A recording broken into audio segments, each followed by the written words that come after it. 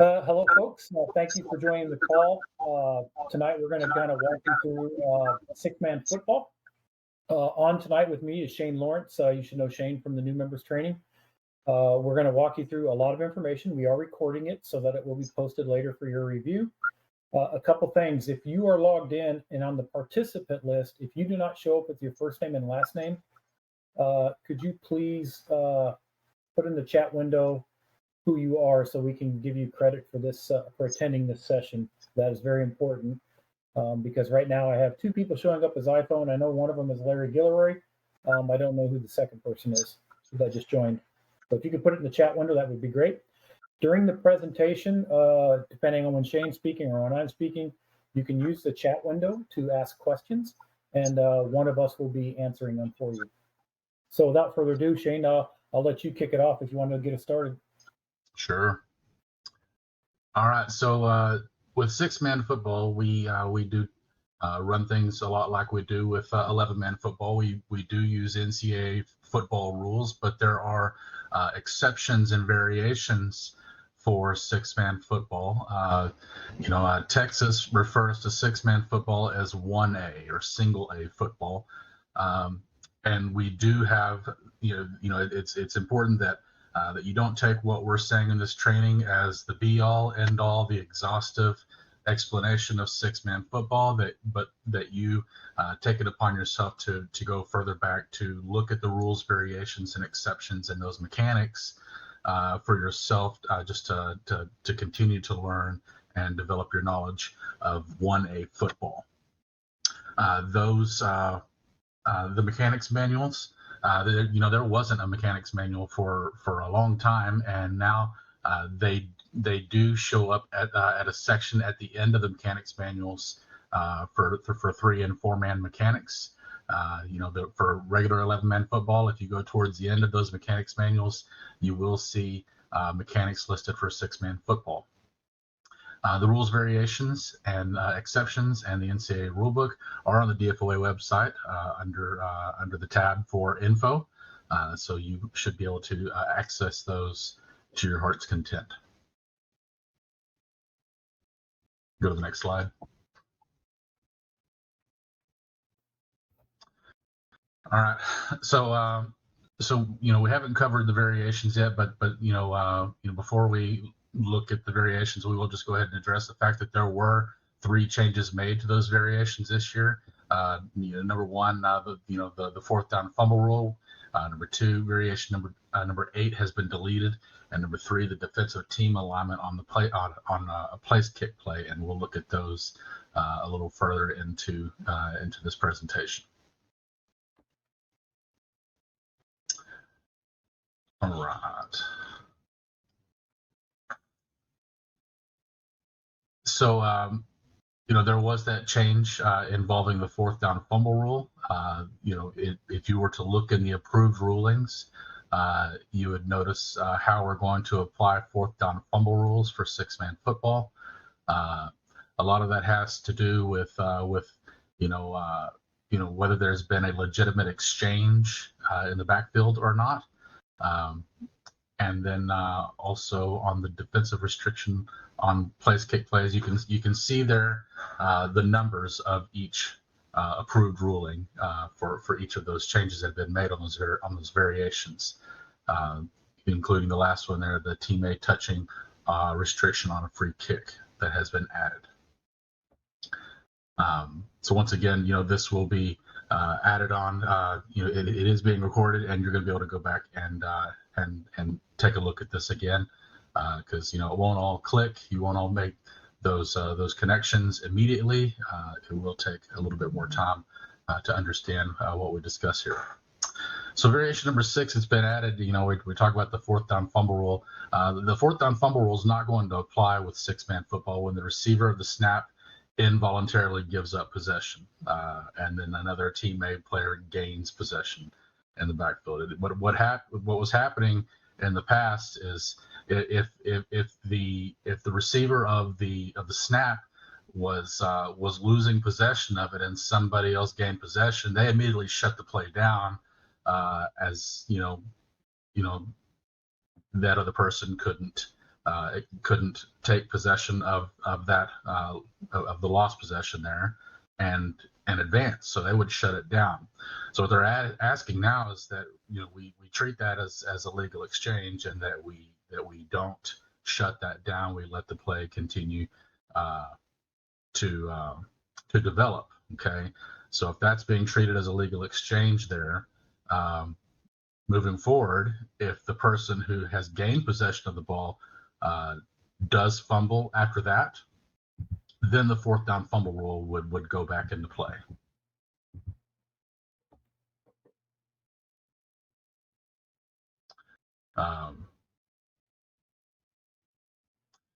That's pretty much explaining what I was just talking about. After there's been that legal exchange that's been completed, or a legal forward pass has been caught, then the fourth down fumble rule would go into effect. On a field goal attempt, any fumble that has been recovered by a Team B player who's in bounds and the ball's not grounded, that's considered to be a live ball. All right. And we can see there to the rules exception there at the bottom there for how we would place the ball following a fumble.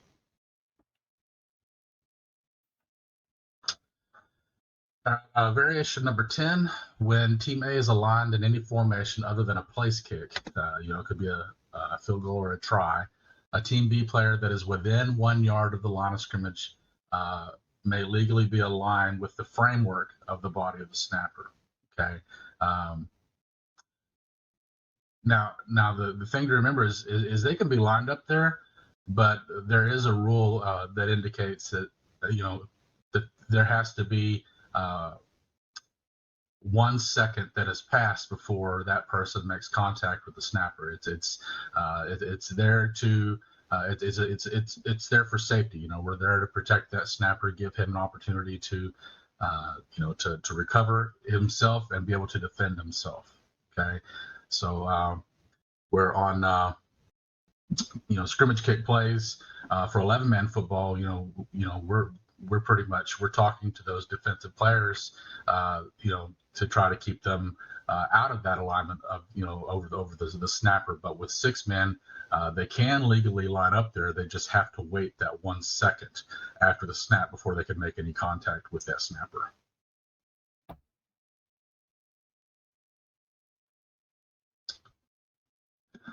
All right, so variation number 12. There's the talk there about concerning a legal exchange in the backfield. For those of you who have never seen 6-man football, there's the person that receives the snap. We don't typically call them the quarterback. They're the person who receives the snap. Okay, and before anybody is able to run the ball,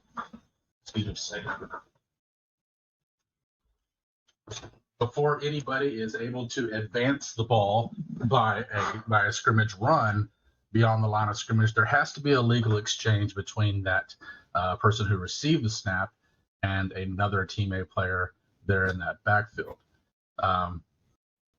So now, if they want to pass the ball, that exchange is not necessary. They can still do that. But the exchange is necessary if they're going to try to advance the ball by a scrimmage run beyond the line of scrimmage.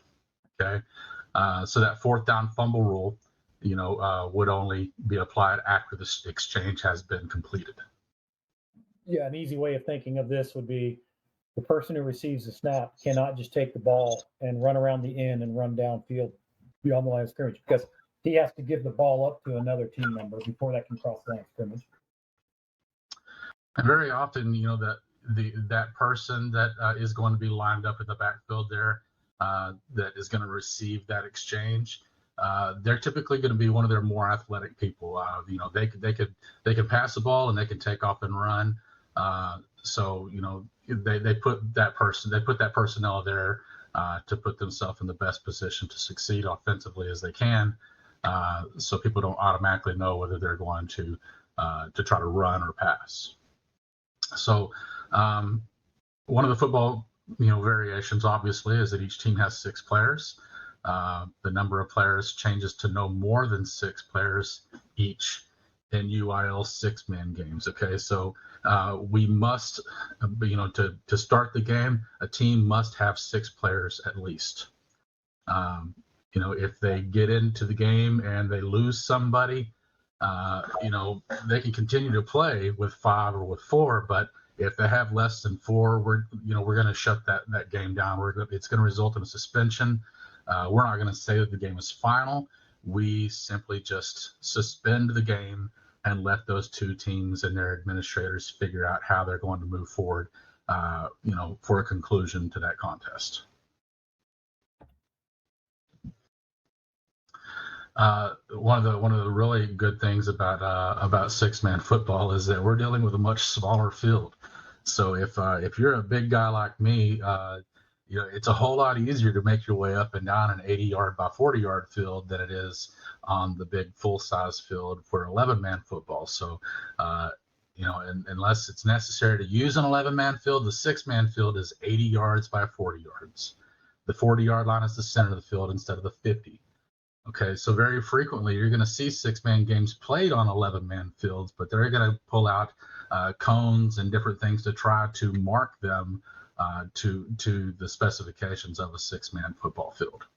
The inbound lines, the hash marks, they're not at the same space because you're dealing with different widths of the field. So the inbound lines, the hash marks are 40 feet from the sidelines.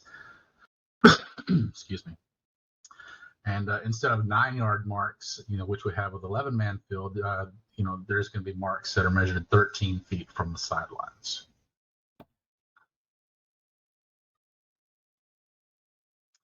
So there you get that visual there. You're one of the things about 6-man football is while it's pretty prevalent in the Dallas area, there are very few fields that are designed simply for 6-man football.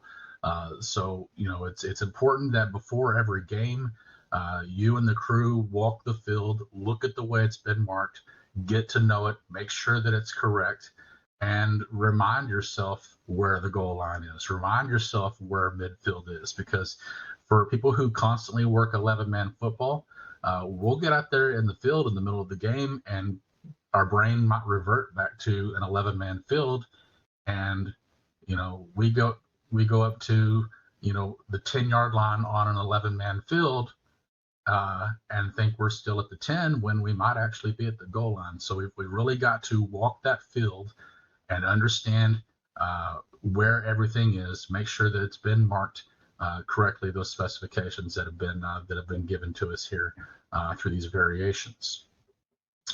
I don't know if this is addressed later on, but you're going to see you see there the 6-man field that is overlaid over the 11-man field, and see those differences there. You're going to see some fields. I'll give you an example. Dallas Lutheran is one of our 6-man teams that we serve. The field that they have only has a field goal post on one side of the field. Okay, there might be other fields like that as well, but they might not have a goalpost on each end line. So we have to make note of that, and we have to make adjustments in the game.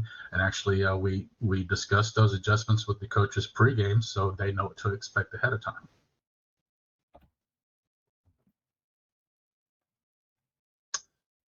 All right, so you notice there with that overlay there, the goal line on a 6-man,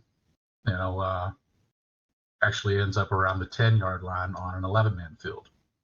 Okay, it can be a little unnerving, a little confusing the first time you work a 6-man game when all you've ever worked is 11-man. It does take a little bit of time for those connections to be made in your brain.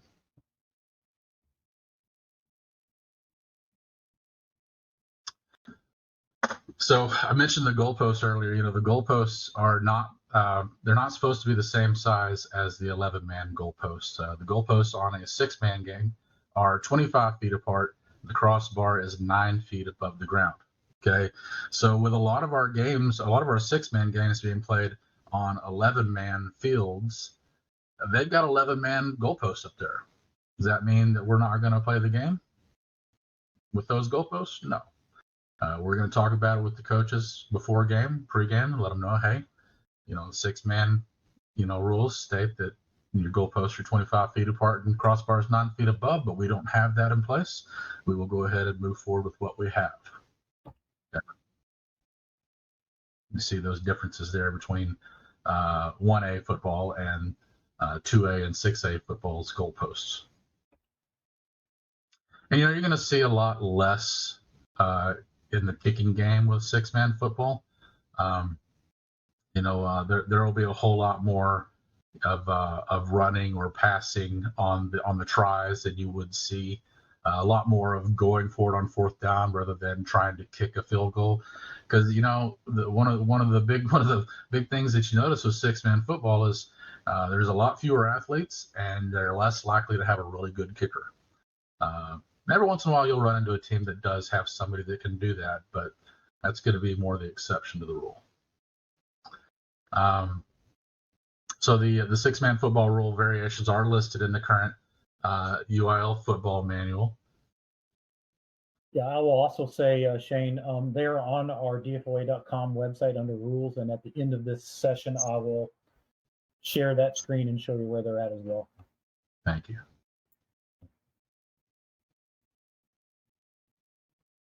All right, so one of the things that you're going to notice about 1A football, about 6-man, is that we do have a mercy rule.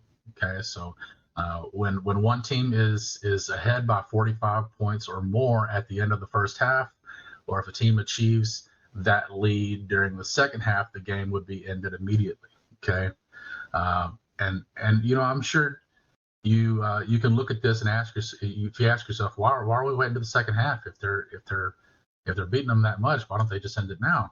Well, you got to realize, there's kids out there in the band, there's kids out there in the drill team. They're going to let those kids perform before we call that game. So that lead, once it is achieved, at the half or after, we will, shut the game down. It'll end immediately upon And 45 points. It is common, right, Shane? It does happen. Oh yeah, there's I guess for my first 5 or 6 years officiating, I'd work about 1 6-man game a year, and I'd constantly hear people talking about, oh yeah, I was home by 8:30 because we hit the mercy rule, but for me, I was never that lucky. I never, in any 6-man game I've ever had, I've never had it end early. But that's, when people who commonly work 6-man football, they'd look at me and think that that's strange, because the mercy rule is achieved quite frequently. So the NCAA tiebreaker system, there's the UIL exception to that tiebreaker system will be used when a game's tied after 4 periods. Okay, so those NCAA football playing rules, they do apply with exceptions that are following.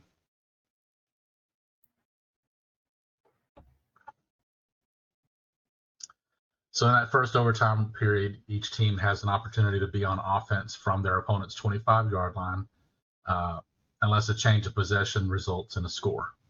Okay, so that team scoring a touchdown, they can attempt either a 1 or a 2-point try. That's up to them. In that second overtime period, each team has an opportunity to be on offense from the opponent's 25-yard line, unless, once again, there's been a change of possession that results in a score.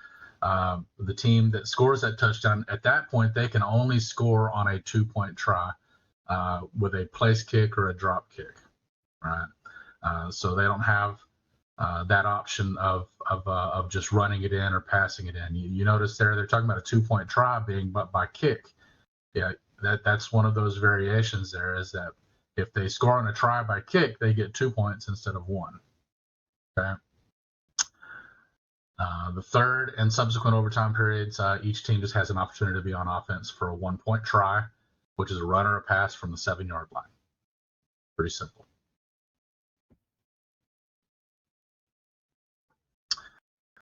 So the length of quarters, the games are a bit shorter. They run 10-minute quarters instead of the 12 for a typical 11-man varsity game. The time between the quarters, we give them that 2-minute break. And between the halves, we're running a 15-minute halftime. So even if there's no mercy rule achieved here, most of the time those games are done by 9 p.m.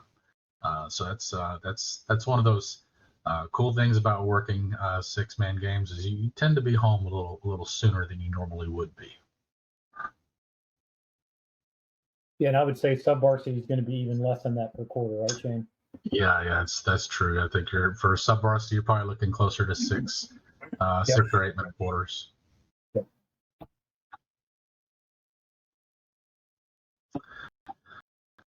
All right, so for state championship games only, that halftime can be extended to a maximum of 20 minutes.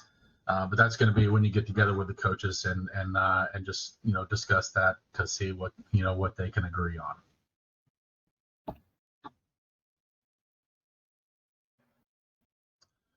All right, so we talked about the variation that we're running with 6 players instead of 11. A teammate they can't break the huddle with more than 6 players in the huddle. They can't keep more than 6 players in the huddle or in a formation for more than 3 seconds.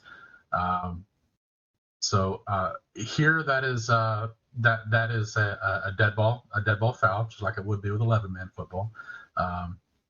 So we'll stop the action. Whether or not the ball's been snapped, we're going to mark that off 5 yards from the previous spot. That'll be a dead ball foul.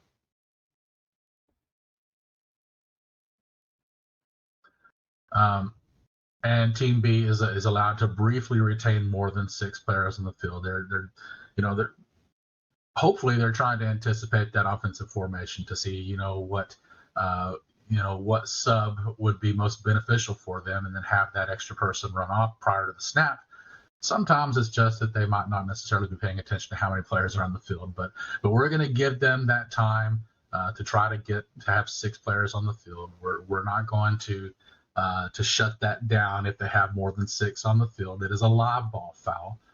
We're going to let that play continue on, and if there are more than 6 on the field, at the snap, once the play is dead, we'll go ahead and mark off 5 yards from the previous spot. That's a live ball foul, which teammate does have the opportunity to decline if they choose to.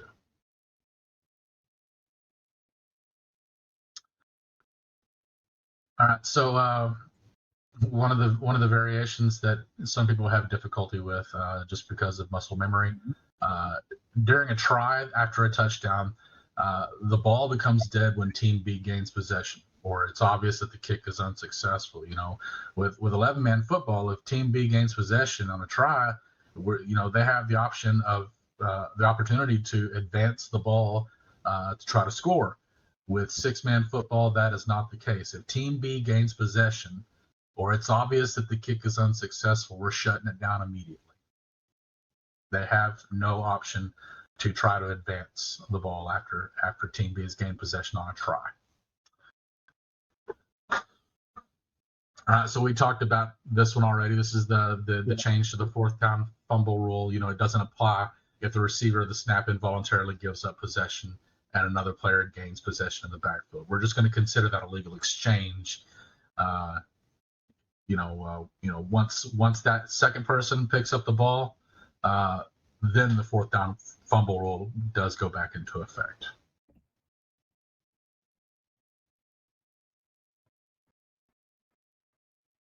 Is what I just said. Yeah, we covered that. Yep. So, yeah, we've covered that one too. All right, so we covered this one. It's been covered as well. On a field goal attempt, a fumble recovered by a Team B player. Yeah, we've covered that one as well. One of the huge things about 6-man football is we give them new downs. It's not 1st and 10, it's 1st and 15. The line to gain is 15 yards from that initial first down. Okay, they still get 4 downs to achieve it, but there's now 15 yards instead of 10. So it's important. It's important for every game, whether it's 6-man or 11-man, to get out there before a game and check your chains to make sure that they measure correct, that they're in good working condition.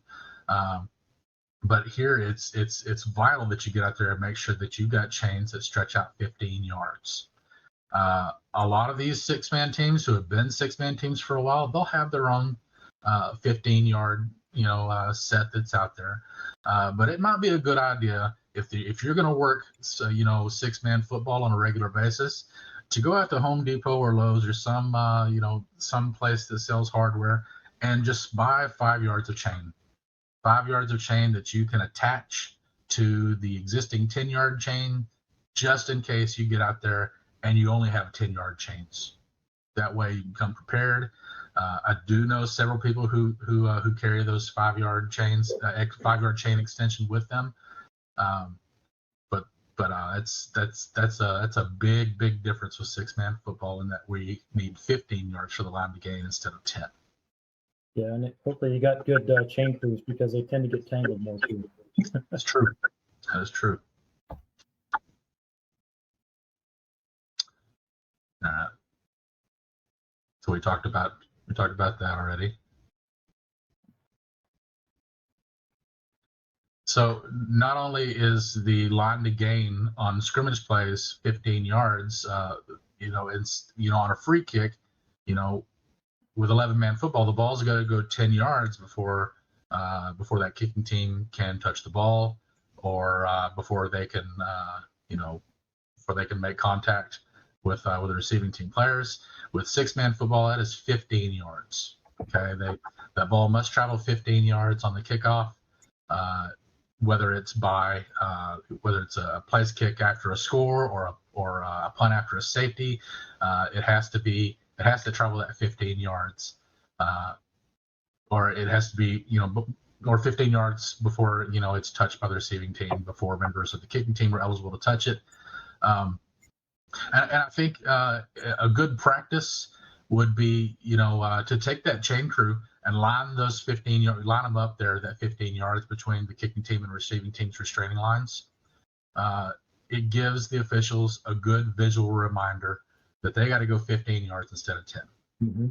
That's a good practice that I would put into play for you as you go to work six-man football. Yep, I would agree. I think that's a very good one. So the touching and the recovery of a free kick, there's, we know illegal touching. No Team A player can touch a free kicked ball until after it touches a Team B player, or until it breaks the plane of and remains beyond Team B's restraining line, or if it touches any player, the ground, or an official, or anything else beyond Team B's restraining line. So all Team A players, they become eligible to touch, recover, or catch the kick after those are met.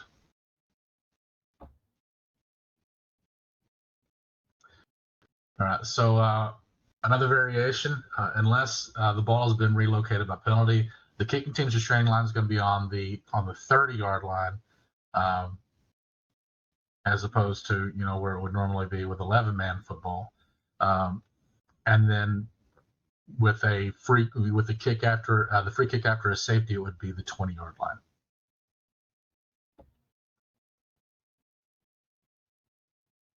And we already discussed this as well. The receiving team's free kick restraining line is 15 yards from the point where it's kicked off. With six-man football, there's no requirement to have a minimum number of players on either side of the kicker. With 11-man, we're required to have at least 4 on each side of the kicker, but they don't have that requirement for six-man football.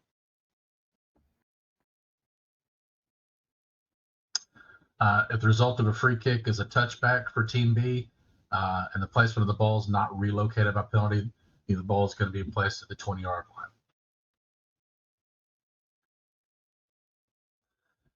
All right, so a free kick out of bounds between the goal lines that's not touched by an inbounds player of Team B is a foul, just like it is with 11-man football. But here's the difference. Those options. It's still a live ball foul. There's still the 5 yards from the previous spot, or the 5 yards from where the subsequent dead ball belongs to Team B. But here's the difference. The receiving team could also put the ball in play 20 yards beyond the Team A's restraining line at the inbound spot.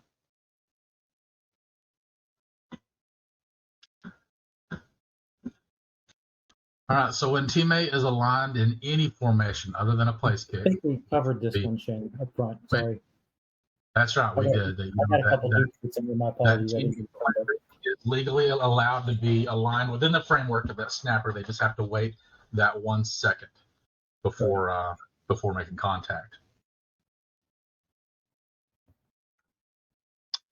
All right, if a Team B player makes a fair catch of a free kick beyond or behind their 20-yard line, they will next snap the ball at their own 20.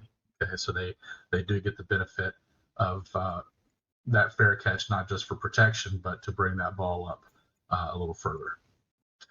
And you can see here, there's a little bit of a pattern in some of these rules where this applies in 11-man football. The only difference is where they're going to get the ball at, because if we're at a shorter field, in general, you're going to get it not always at the same spot. The 11-man usually a little bit less than that. So logic really is dictating where the ball is being placed, just based on the fact that the size of the field is different. All right, so unless that ball is kicked or forward passed, it cannot be advanced beyond that neutral zone until after an exchange has been made between the receiver of the snap and another player of Team A. That's a big one, right, Shane? It really is, and it is the referee's responsibility to see and rule on a legal exchange. Okay. Because if you don't catch that, you're going to catch a lot of grief. Because that's another one of those huge things about 6-man football. If there's no legal exchange and they advance the ball, it's a live ball foul. It's a 5-yard penalty, which would need to be walked off once the play is dead. It is a live ball foul. Yeah, my experience, and I haven't done 6-man in a couple of years, but what I found this would happen is when you have some chaos going on behind the line of scrimmage, and the person who took the snap just kind of forgets that they got to exchange the ball with another teammate player, and they end up taking off running. That's been like the most common time I've seen it happen. Yeah, it's going to be a lot of times. It's going to be one of those where the play that was called was a pass, so there was never any thought or desire to making an exchange.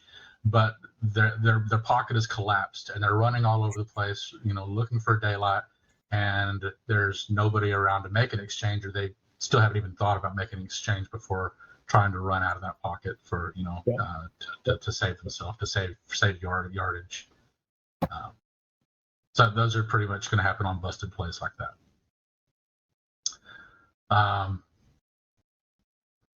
Any player of Team A may advance a loose football after it's been touched by a Team B player. So in that case, a legal exchange wouldn't be necessary if Team A's. If Team A is, they don't have possession, they're not holding on to the ball anymore. The ball's loose, and it's been touched by a Team B player. That legal exchange rule is gone. Team A may pick it up and advance the ball.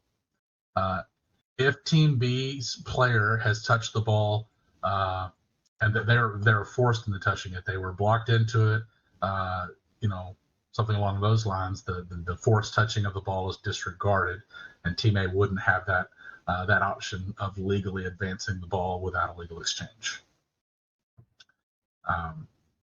So we discussed, trying to advance the ball by a run beyond the line of scrimmage without that legal exchange is a 5-yard penalty and a loss of down from that previous spot.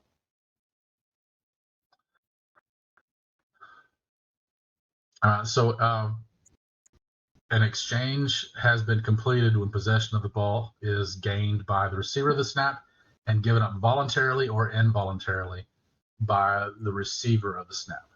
Okay, and then has the possession's been regained by another player of Team A. And we talked about how that 4th down fumble rule would only be applied after the exchange had been completed. Okay, so the thing that you should really pay attention there, it says the exchange has been completed when possession of the ball is gained by a receiver of the snap. Okay, possession. Okay, every once in a while, you're going to see a wild snap that skips off that person's fingers, and that other back picks up the ball. That is not a legal exchange. That person who picked up the ball, they have effectively been the one who received the snap. When it skipped off that other person's fingers, that was a muff. He never had possession to make that legal exchange. So we need to make sure that the exchange is made by somebody who actually possessed the football first.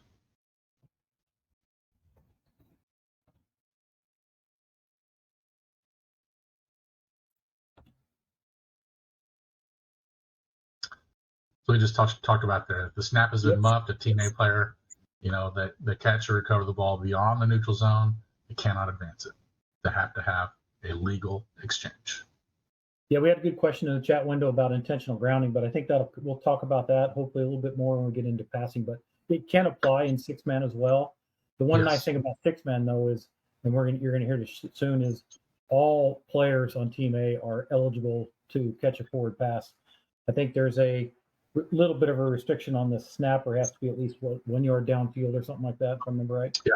Yeah.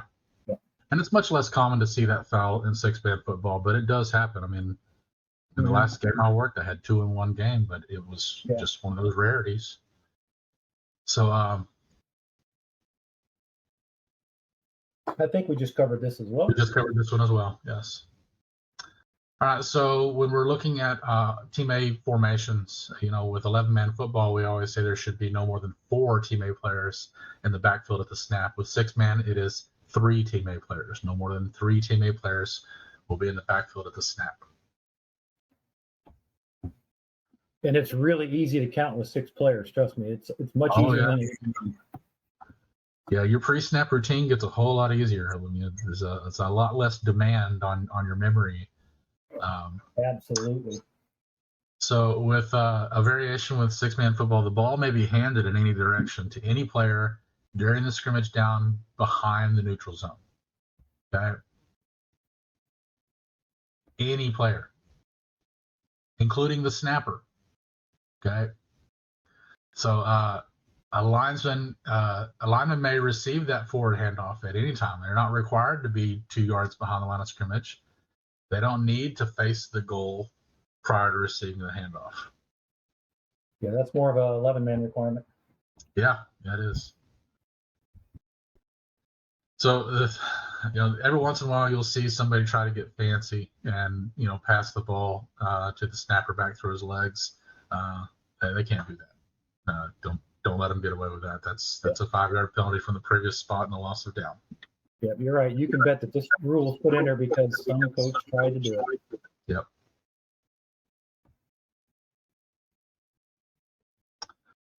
All right. So Bruce just said it. If it's in here, somebody tried it. So the ball is dead if a passer catches his own forward pass that has not been touched by Team B. And it's ruled as an incomplete forward pass. All right, so all players, catch that, all players are eligible to catch a forward pass, except, for the person who threw the pass. They can't throw the ball themselves. Okay, so if a forward pass is thrown to the snapper, it has to travel at least 1 yard in flight.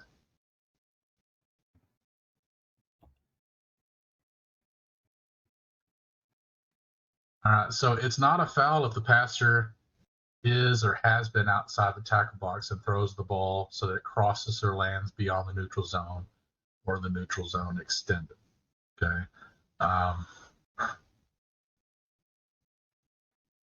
And if they don't, then they could potentially have grounding, right? If we don't have a receiver in the area, right? Yes, they could potentially at that point. Yeah.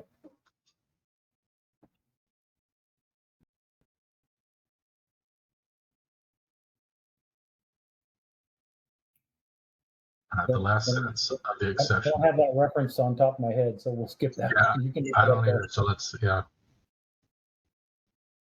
right, so here's variations to the scores. A touchdown's still 6, but a field goal, instead of 3, it's 4. A safety is still 2. With successful tries, if you score through a place kick or a drop kick, you get 2. If you pass or run, you're going to get that 1 point. So it's there's a little bit of difference there. So we already discussed that on a try, if Team B gains possession, we're shutting it down. We're not giving them any opportunity to score on a try. But in the event that the defense, there could be a safety on a try. There's that Yeah, exception. that teammate player would have to run an awful long distance backwards, right? Yeah, you're gonna have that coach using some choice words with them, but Yeah. it's there because it happened. It Yep. doesn't mean you're gonna see it. Yep. All right. So when a team's in an offensive or a scrimmage kick formation, and no player is in possession to take a hand-to-hand snap, a defensive player, they cannot initiate contact with the snapper until that 1 second has elapsed. Still looking at that safety for the snapper, giving him a chance to regain his ability to protect himself. Because that team may only have one snapper. That's right. They don't have anybody else. Yeah. You're gonna see, if you work a 6-man game, you're gonna see a team walk out with 6 or 7 players. It's just gonna happen. Every once in a while, you'll see some team with 13 or 14, but more often they're playing 6-man football because they really just don't have a lot of kids who have gone out for athletic. Yeah, if you got a team with 20 players, that's a very large 6-man football team. All right, so let's look at this opportunity, or look at this ruling for exchanges. Team A's ball, it's 1st and 15 from Team B's 22-yard line. A10 has received the snap, and they hand off to A20. The ball is fumbled by A20, and A70 recovers at B's 25-yard line. So the ruling there is a legal advance by Team A unless it's 4th down. Okay. Since the 4th down fumble rule is applied after the legal exchange in the backfield, 22's fumble becomes dead at the spot of the fumble when it's recovered by 70. So if it's 4th down, if this was 4th and 15 instead of 1st and 15, then this would not have been. There was legal possession, there was a legal exchange, but at that point, 4th down fumble rule would go into effect there because the fumble occurred after the exchange. Yep.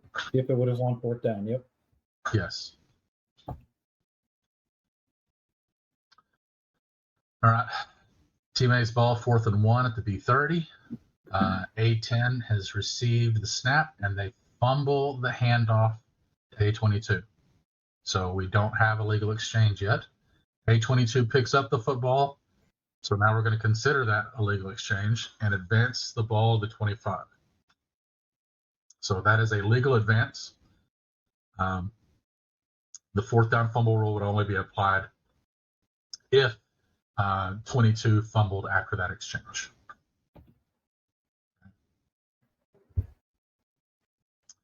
All right, so Team B's number 55, they're standing 2 yards behind the line of scrimmage when the ball is snapped for a try or a field goal attempt.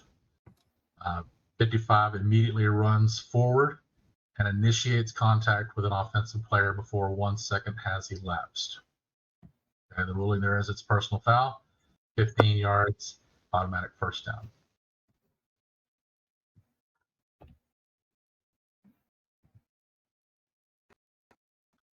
Team A has a free kick. They're kicking from the 30-yard line. It travels to the B38. So the ball has gone, I guess that's 12 yards, and is untouched by a Team B player when A22 recovers the loose football. Okay? So because the ball is supposed to advance 15 yards before being touched, that is being ruled as illegal touching. So we have a Team B violation here, right? I mean, a Team A violation that Team B is going to probably accept. Team B has the option of taking the ball where it was first touched by Team A. All right, Shane, if you want to continue, go ahead. Otherwise, I can cover the mechanics. I'm fine either way. Why don't you go do that while I go to the restroom? All right. Yeah, so as we mentioned, these are also in your mechanics manuals. If you look in your 3- and 4-man mechanics, if you scroll down, look even just table of contents, you'll see 6-man football in there, just like we do for 11-man football. we have mechanics manuals for 6-man football. So we'll kind of start here and show you what a crew of 4 would look like on scrimmage plays. And you can see that the normal positions here. The one difference is in 11-man football, we have an umpire. But if you notice here in 6-man football for a crew of 4, we have a back judge. Some people will use the term ump back or bumpire, things like that, but it is referred to as a back judge in the mechanics manual. So not a whole lot of difference here for the R. He's going to, all action behind the neutral zone. He's going to be, as Shane mentioned earlier, observing the exchange in the backfield, and then he has sole responsibility for the passer beyond the neutral zone. On the H and L, they're going to be lined up on the line of scrimmage. You're going to be doing that pre-snap routine, legal formation, making sure you get a good snap, no offside, no false starts. So you'll be on that line of scrimmage, and you'll be covering action in your zone to the goal line. And then for the back judge, you have action in the center of the field, and you go basically in zone to in line. You can certainly help on those long plays, though, by getting the forward progress spot until your H and Ls come down and actually can mirror up on you and get the spot marked. On a free kick, specifically when you're in the short kick mechanic, what's going to happen is we're going to put the referee's going to be on the goal line, and he basically has the pylons and receiver upfield. The H and L are going to be on the receiving team's restraining line, and we're going to be watching for those pooch kicks to take a carry on our side, those onside kicks, being able to rule on if it was touched by team B or not, or did the teammate touch it early. And then the B will actually hand the ball, give the instructions to the kicker. They will be on the home side or the press box side of the kicking team restraining line, primarily watching for offside. And then they'll move to the center of field to cover to the goal line if needed, if there's a long return. Now, a normal free kick mechanic for 6-man football would be you would have the referee and the line judge on the goal line. The line judge will be on typically the home team side, press box side, and the referee will be opposite that.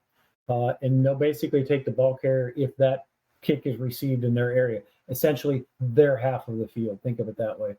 The H will be on the receiving team restraining line, and he'll be watching for pooch kicks, onside kicks, etc. And then the back judge is a person, again, still handing the ball to the kicker. And then we'll go to the press box side for the kicking team restraining line. Again, primarily watching for offsides. And then after the kick, we'll move to cover the center field. And then they also have that goal line behind them in the event of a long run.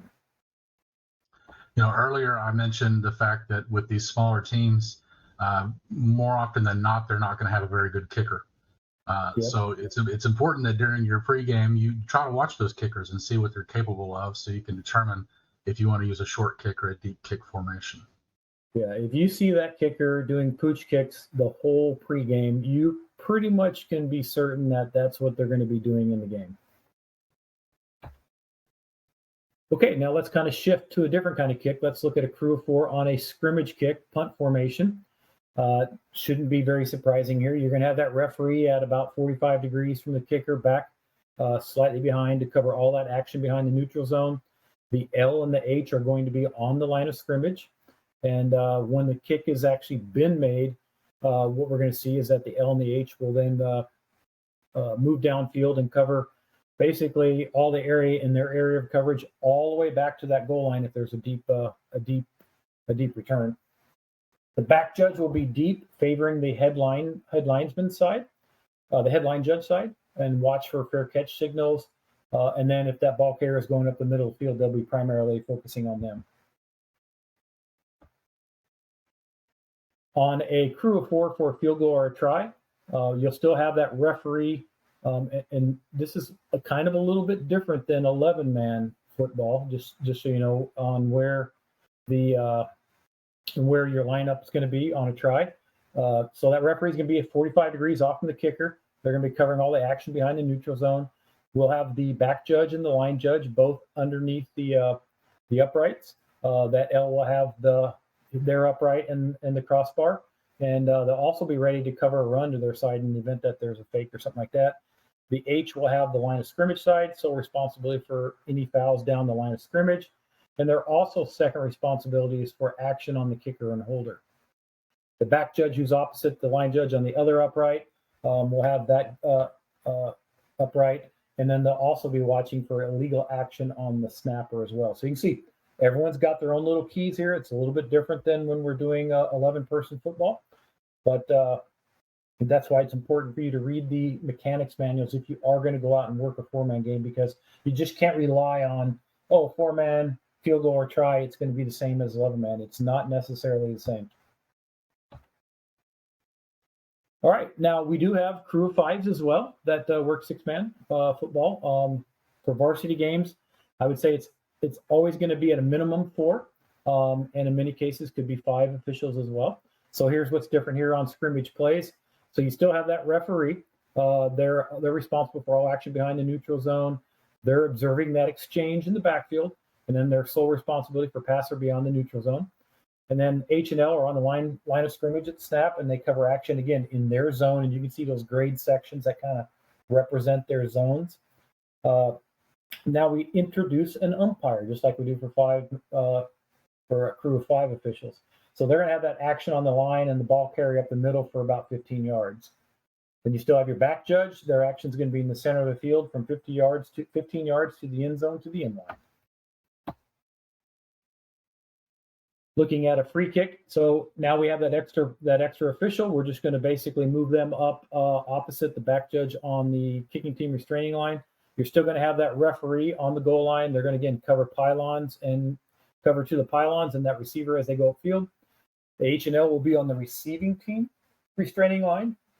Again, watching for those pooch kicks and onside kicks, again, to make sure, do we have illegal touching by team A, or did the ball go a full 15 yards, et cetera. You're going to be the primary folks that are going to be able to rule on that.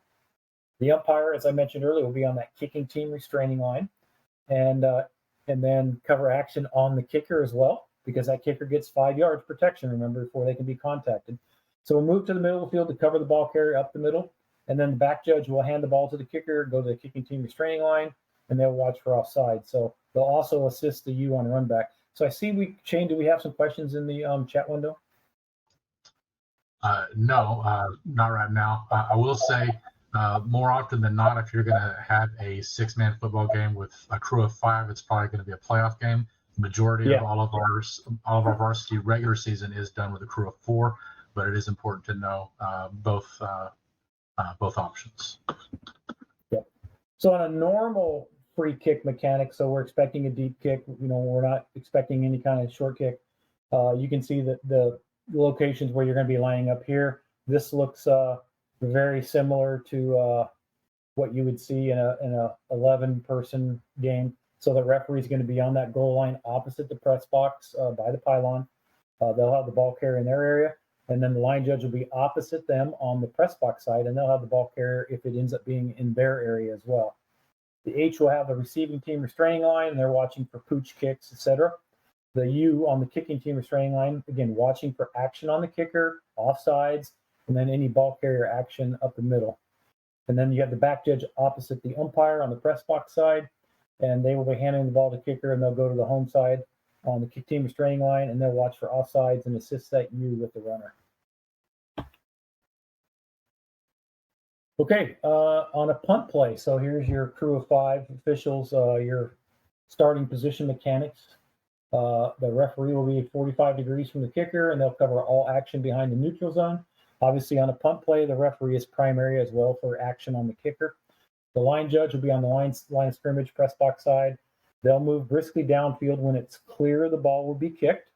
And then the H will be opposite them, opposite the press box on the line of scrimmage.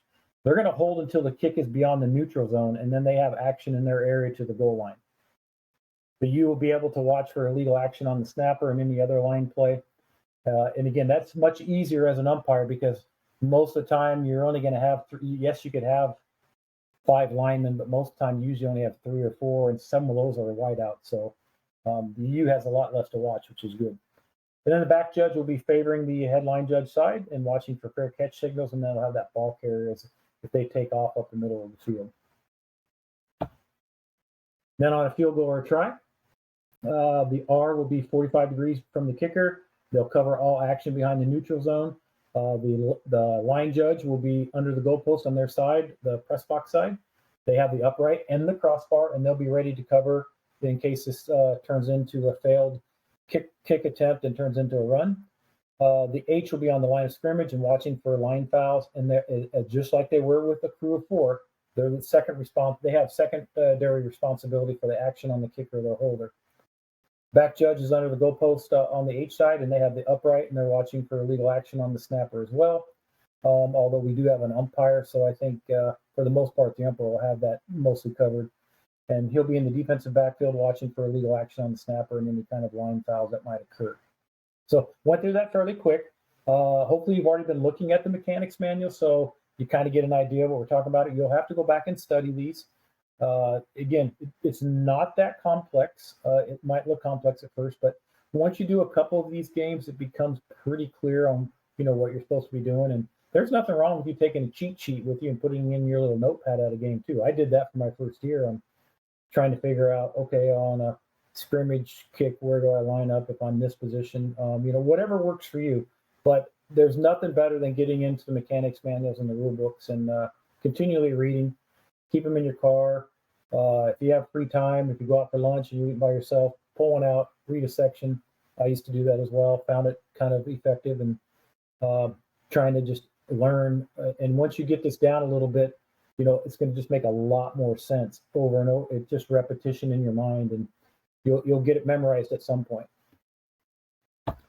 All right. Well, we went through a lot of stuff pretty quickly in almost an hour. Do we have any questions that did not get answered, Shane? I'll take that as a no.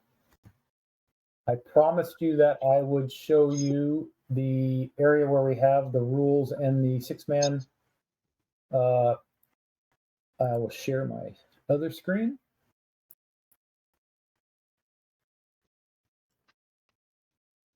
Hopefully you can see my homepage. Shane, you seeing it? Yeah. Okay, so if you come over here to info and click on rules, what you'll see is the NCAA football rules. You'll see the exceptions to UIL 11-man football, and then you'll see the exceptions and approved rulings for 6-man football. So I encourage you to download this and read through it in its entirety. We covered a lot of it in the training tonight, but nothing's better than reading it over and over again to help it sink in a little bit. So you don't need to log into the website. You can just go here and you can find them. I think we also have them in RefTown too if you're interested, but you have to log into RefTown to see them. So without further ado, if there's no other questions, I want to thank everybody. If you joined a little bit late, this is being recorded. We will post it and then send a note out to all of you that if you want to go back and replay it, how you can access it. And certainly encourage you to do that if you want to. And then I will be reporting your name to the secretary as being eligible for six-man football assignments, that any of them that they may have coming up.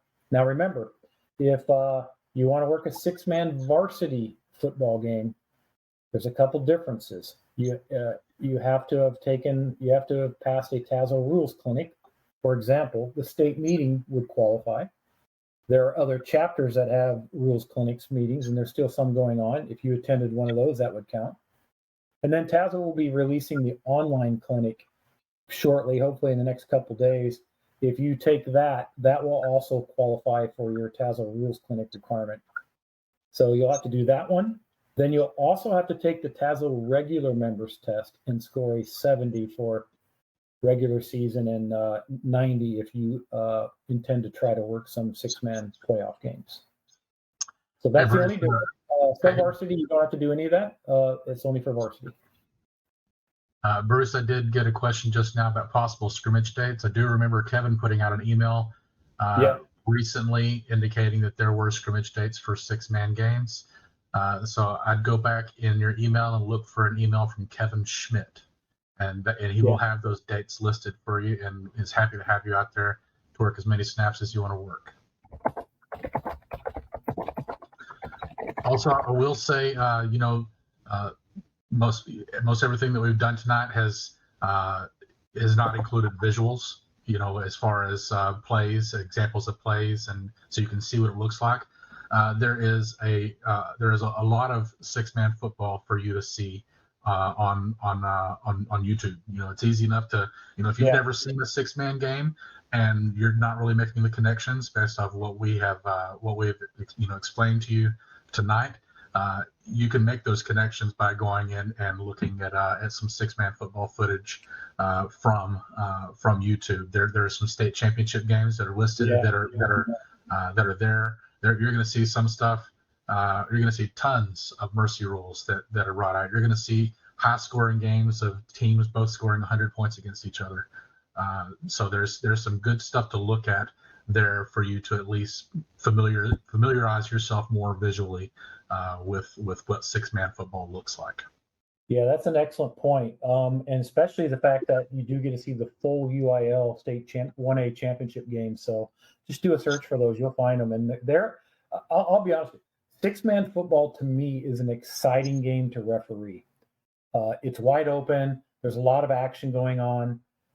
There's a lot less things you have to do as an official, in my opinion, because there's less players, and it's just a fun game. And it really is emblematic of small town football, which is kind of cool as well. If everyone's mileage may vary, but I thought it was very exciting. Highly encourage it to anybody. I wish I could work more of it. I just, unfortunately, because of time and stuff, can't. But I wouldn't hesitate to do it again if I could fit it in the schedule. I think it's a very enjoyable football game to referee. So without that, thank you again for attending. We'll pass your names along to the secretary so that you can be scheduled for six-man football. So I wish you the best of luck this year, especially if you get into it.